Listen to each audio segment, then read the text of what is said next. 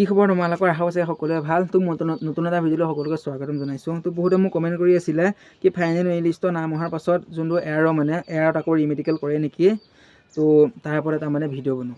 ঠিক আছে, তোমালোকে প্ৰথমে এক্সাম দিয়াৰ পিছত তোমালোকে ফিজিকেলত পাছ কৰিলা, ফিজিকেলৰ পিছত মেডিকেল পাছ কৰি তোমালোকে নিজৰ ঘৰলৈ গুচি আহিলা। কিন্তু তাৰ প্ৰায় কেইদিনমানৰ পিছতেই তোমালোকৰ যোনটো এয়াৰ বুলি কয়, এয়াৰ এনেকুৱা এটা বস্তু য'ত তোমালোকৰ ডকুমেণ্ট ভেৰিফিকেশ্যন হয়। তোমালোকৰ যোনবোৰ ডকুমেণ্ট তোমালোকৰ মা দেউতাৰ তোমালোকৰ নিজৰ স্থায়ী বাসিন্দা হয় নাই, নিজৰ গাঁওখনৰ হয় নাই, অসমৰ হয় নাই, তোমালোকৰ নিজৰ ষ্টেট ৱাইজ বা তোমালোকৰ ডিষ্ট্ৰিক্টৰ হয় নাই, সেইবোৰ চাবৰ বাবে তোমালোকৰ এয়াৰ বুলি কয়, তাত য'ত তোমালোকৰ ডকুমেণ্ট ভেৰিফিকেশ্যন হয়। ঠিক আছে, তো তাত তোমালোকৰ অকল ডকুমেণ্ট ভেৰিফিকেশ্যনে নহয়। ঠিক আছে, তাত য'ত তোমালোকৰ এয়াৰ বুলি কয় তাত অকল তোমালোকৰ কি হয় অকল তোমালোকৰ ডকুমেণ্ট, আধাৰ কাৰ্ডৰ পৰা ধৰি বেংক ডিটেইল হওক তোমালোকৰ পঢ়া শুনাৰ যোনবোৰ ডকুমেণ্ট হওক, তাত অকল সেইবোৰেই নাচায় তোমালোকৰ। ঠিক আছে, তোমালোকৰ মানুহটো তোমালোকে আগৰ লেখীয়া, তোমালোকে ইণ্টাৰভিউ দিবলৈ যাওঁতে যেনেদৰে সুস্থ আছিলা তেনেকুৱা সুস্থ আছেনে নাই, তেনেকুৱা তোমালোকৰ ফিজিকেল এতিয়া বনি আছেনে নাই, সেইটো তোমালোকৰ তাত চেক কৰে। কেনেদৰে চেক কৰে মই তোমালোকক কৈ আছোঁ। তোমালোকৰ আমি যেতিয়া এয়াৰত গৈছিলোঁ ডকুমেণ্টৰ কাৰণে, আমাৰ ফিজিকেলৰ যোনটো মেডিকেল অফিচাৰ আছিলে, আমাৰ এজন মেজৰ ছাৰ আছিলে, তেওঁ। তো তেওঁ আমাক যোনজনে মেডিকেল কৰিছিলে তেজপুৰত যেতিয়া আমাৰ ইণ্টাৰভিউ হওঁতে, তো সেইজন ছাৰে আমাৰ এয়াৰটো কৰিছিলে। তো আমাৰ ভাগ্য ভাল আছিলে। ঠিক আছে, ছাৰজন বহুত ভাল আছিলে। একেজনেই নকৰে, মেডিকেল অকল তোমালোকে এজনেই নকৰে, গ্ৰুপ ছিষ্টেম কৰে।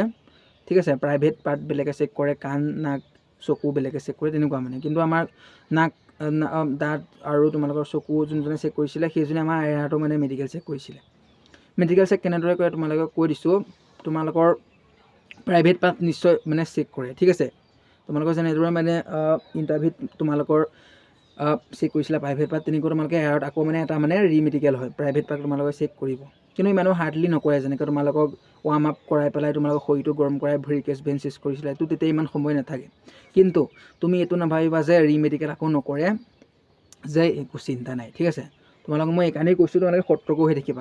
গাড়ী বাইক স্কুটি একো এক্সিডেণ্ট হ'ব নালাগে, যাতে এনেকুৱা এটা ঘটনা হ'ব নালাগে যাতে তোমালোকৰ চাকৰিটো পায়ো তোমালোকে আকৌ হেৰুৱাই দিয়া। তেনেকুৱা এটা কাম তোমালোকে ঘৰত গৈ পেলাই নকৰিবা। ঠিক আছে, তুমি যদি স্কুটি স্পীড চলোৱা, বাইক স্কুটি যদি স্পীডত চলোৱা, তো এইটো তোমাৰ ভুল, তুমি নিজৰ চাকৰিটো পায়ো হেৰুৱাবা। ঠিক আছে, তোমালোকৰ এয়াৰত যেতিয়া তোমালোকৰ ডকুমেণ্ট ভেৰিফিকেশ্যন হ'ব, তোমালোকৰ তাৰ লগতে আকৌ তোমালোকৰ ৰিমেডিকেল হয়।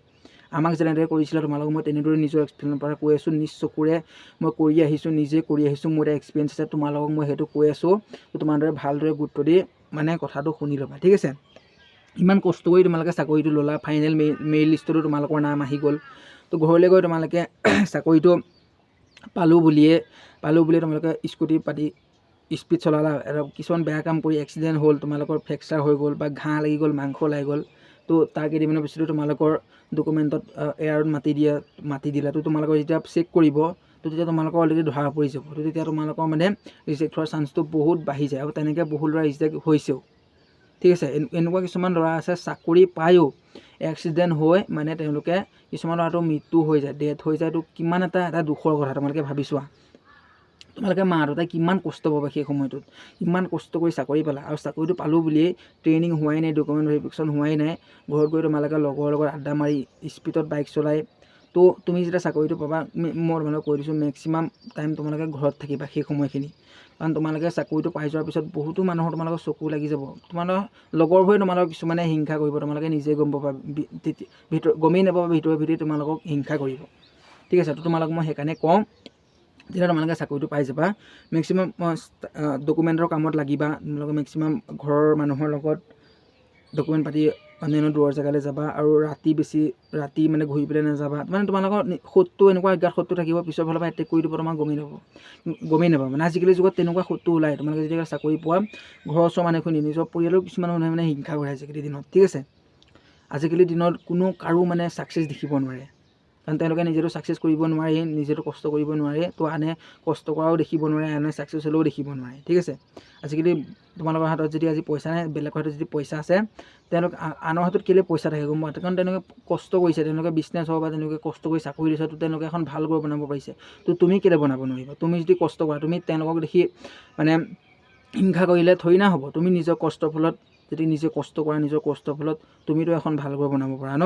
তো সেইকাৰণে তোমালোকক কৈছোঁ নিজৰ কষ্টৰ ফলত সদায় মানে আত্মবিশ্বাস ৰাখিবা, আত্মবিশ্বাসৰ ওপৰত কাম কৰি যদি যোৱা নিশ্চয় ছাকচেছ হ'বা জীৱনত।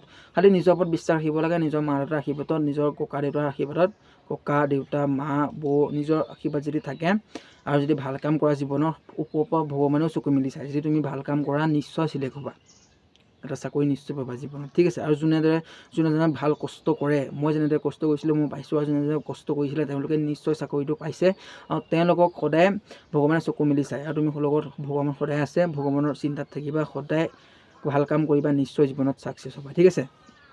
মেইনলি আছিলে তোমালোকৰ ৰিমেডিকেলৰ ওপৰত।